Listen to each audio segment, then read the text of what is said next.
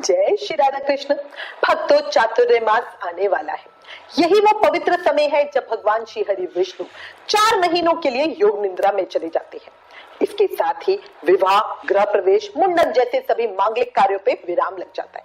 लेकिन क्या आप जानते हो, देवशयनी एकादशी से ठीक पहले जुलाई 2026 में एक दिन ऐसा भी आता है जिसे पूरे वर्ष का अंतिम अबूझा मुहूर्त माना जाता है। ऐसा दिन जब बिना पंचांग देखे कई शुभ कार्य किए जा सकते हैं। लेकिन इस बार एक ऐसी विशेष स्थिति बन रही है जिसकी वजह से बहुत से लोग भ्रमित हैं। क्या सच में इस अबूझे मुहूर्त पर शादी हो पाएगी या नहीं? और देवशयनी एकादशी का व्रत आखिर किस दिन रखा जाएगा? पूजा का सही शुभ मुहूर्त क्या रहेगा? व्रत खोलने यानी पारण का सही समय क्या होगा? चातुर्य मास कब से कब तक रहेगा? प्रदोष व्रत किस दिन पड़ेगा? गुरु पूर्णिमा कब मनाई जाएगी?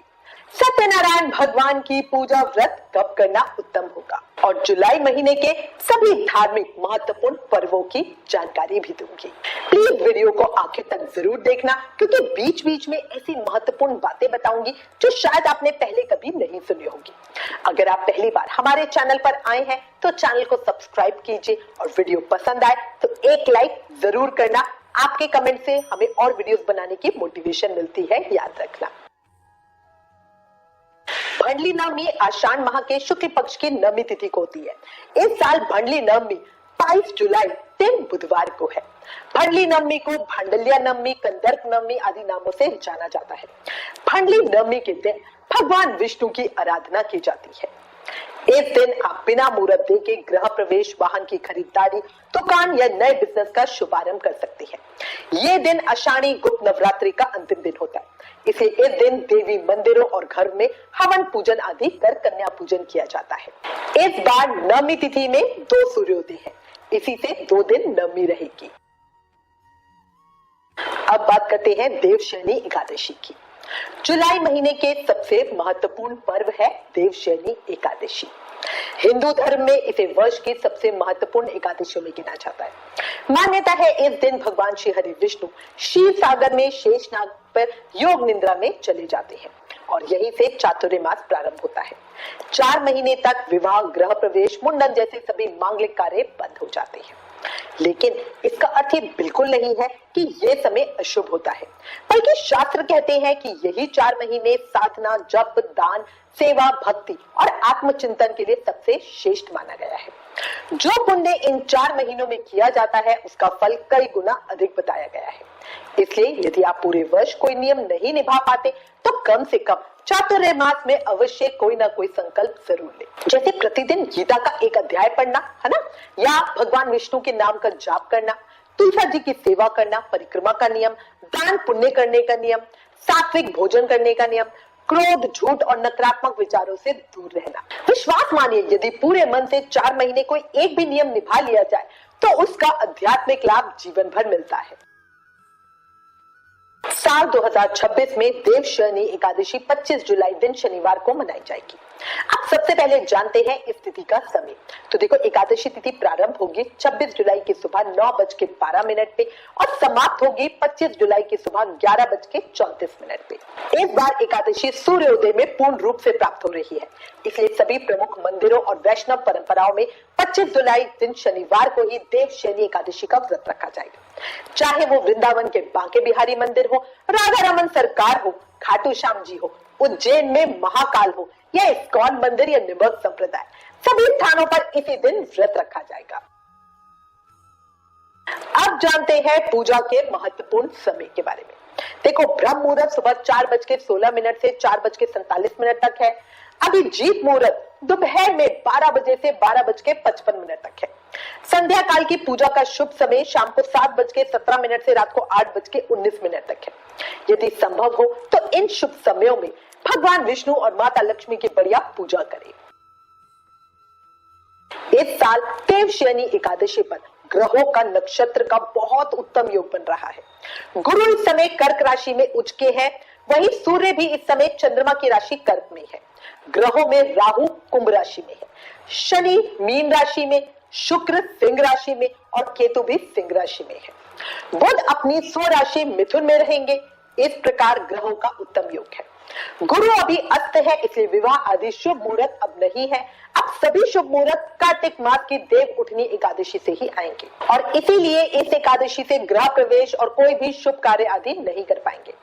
इसके लिए अब आप सबको 4 महीने का इंतजार करना ही होगा। कार्तिक मास से ही शुभ कार्य वापस खुलेंगे। अब व्रत पारण समय को देखते हैं। तो देखो 26 जुलाई को पारण यानी व्रत खोलने का जो सबसे शुभ समय है वो सुबह 5:39 AM से 8:22 AM तक है। पारण तिथि के दिन द्वादशी समाप्त होने का जो समय है वो 1:47 PM है। हमें अपना व्रत हरिवासर समय समाप्त होने के बाद सूर्योदय में और द्वादशी तिथि समाप्त होने से पहले करना जरूरी होता है। ये आपको जो पारण का समय बताया है ये व्रत खोलने का सबसे शुभ मुहूर्त है। 26 जुलाई दिन रविवार को भगवान विष्णु के लिए व्रत रखकर वामन अवतार की पूजा की जाती है, इसलिए इसे वामन द्वादशी कहते हैं। अगर आप एकादशी और द्वादशी दोनों दिन का व्रत नहीं कर सकते तो वामन द्वादशी को वामन अवतार की पूजा जरूर करें, दान दक्षिणा जरूर दें। विभिन्न ग्रंथों में वामन भगवान के प्राकट्य की अलग अलग तिथि लिखी है। इसी से भाद्रपद माह के शुक्ल पक्ष की द्वादशी और चैत्र शुक्ल द्वादशी को वामन द्वादशी मनाई जाती है। स्कंद पुराण के अनुसार चैत्र शुक्ल द्वादशी के दिन श्रावण नक्षत्र और अभिजीत मुहूर्त में भगवान विष्णु ने महर्षि कश्यप और माता अदिति के घर वामन रूप में जन्म लिया था। प्रदोष व्रत भी 26 जुलाई 2026 दिन रविवार को रखा जाएगा। ये रवि प्रदोष व्रत है। रवि प्रदोष व्रत की शुभ पूजा का जो शुभ प्रदोष काल का मुहूर्त समय है 7:16 PM से 9:21 PM के बीच का समय है। ये समय अवधि 2 घंटे 5 मिनट की है। भगवान शिव की पूजा के लिए ये सबसे शुभ समय है। अब चर्चा करते हैं चातुर्य मास की, कब से कब तक रहेगा। चातुर्य मास आरंभ होगा देवशयनी एकादशी यानी 25 जुलाई 2026 दिन शनिवार से शुरू होगा। चातुर्य मास की अंतिम तिथि देव उठनी एकादशी यानी 20 नवंबर 2026 दिन शुक्रवार से समाप्त होगा। ये चातुर्य मास की अवधि 4 महीने की है। कई लोग चातुर्य मास देवशयनी एकादशी से शुरू करते हैं और देव उठनी एकादशी पर उसका समापन करते हैं। वहीं कई जगह गुरु पूर्णिमा से चातुर्य मास व्रत नियम धारण किए जाते हैं और कार्तिक पूर्णिमा पर उद्यापन होता है। दोनों ही तरीके ठीक है। पूरी तरह से साधक तय है वो किस प्रकार करना चाहता है। हम पर्सनली चातुर्य मास नियम देवशयनी एकादशी से शुरू करते हैं, देव उठनी एकादशी पर चातुर्य मास व्रत का समापन करते हैं और फिर देव उठनी एकादशी पर ही भीम पंचक व्रत शुरू कर देते हैं। चातुर्य मास व्रत समापन पर उद्यापन के नाम का दान कर दिया जाता है। ब्राह्मण भोजन आदि कुछ भी करके अगर आपके साथ आपका कुछ और व्रत या नियम है तो आप उसे वैसे ही निभाओगे। वर्ष 2026 में कोकिला व्रत 28 जुलाई 2026 दिन मंगलवार से शुरू हो रहा है। पूर्णिमा तिथि 28 जुलाई की शाम 6:18 से शुरू होकर 29 जुलाई की रात 8:05 तक रहेगी। ये व्रत मुख्य रूप से शिव पार्वती की पूजा को समर्पित है। ये व्रत अच्छे पति की प्राप्ति, अखंड सौभाग्य और सुखी वैवाहिक जीवन के लिए रखा जाता है। जो भक्त कोकिला व्रत रखता है और देवी सती और भगवान शिव शंकर की विधि अनुसार पूजा करता है उसकी सभी इच्छाएं पूरी हो जाती है। कहा जाता है जो भी शादीशुदा महिला इस दिन उपवास रखती है उसे अखंड सौभाग्य की प्राप्ति का आशीर्वाद मिलता है। वहीं कुंवारी कन्याएं अगर ये व्रत करती है तो उन्हें मनचाहा वर मिलता है। इस व्रत में शाम की पूजा का विशेष महत्व है, तो शाम के समय शिव जी की आरती करें और बाद में उन्हें भोग लगाएं। शाम की पूजा के बाद ही फलहार करें। अब गुरु पूर्णिमा की चर्चा करते हैं। वर्ष 2026 में आषाढ़ पूर्णिमा 29 जुलाई दिन बुधवार को मनाई जाएगी। इस दिन को गुरु पूर्णिमा और व्यास पूर्णिमा के रूप में जाना जाता है। पूर्णिमा तिथि 28 जुलाई दिन मंगलवार की शाम 6:18 से शुरू होकर 29 जुलाई दिन बुधवार की रात 8:05 तक रहेगी।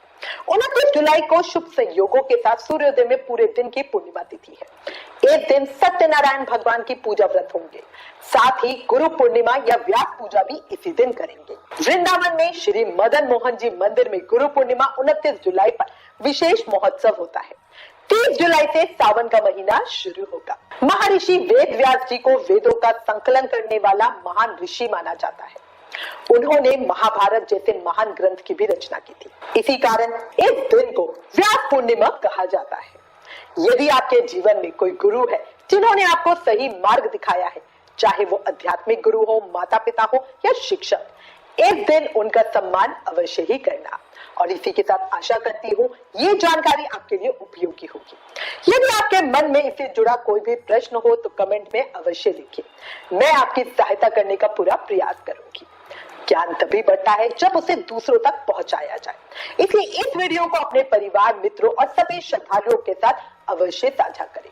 अगर आप ऐसी ही धर्म, व्रत, त्योहार, एकादशी और पंचांग से जुड़ी सटीक जानकारी सबसे पहले पाना चाहते हो तो चैनल को सब्सक्राइब कर लीजिए और बेल आइकन जरूर प्रेस कीजिए। और इसी शुभकामनाओं के साथ प्यार भरी राधे राधे।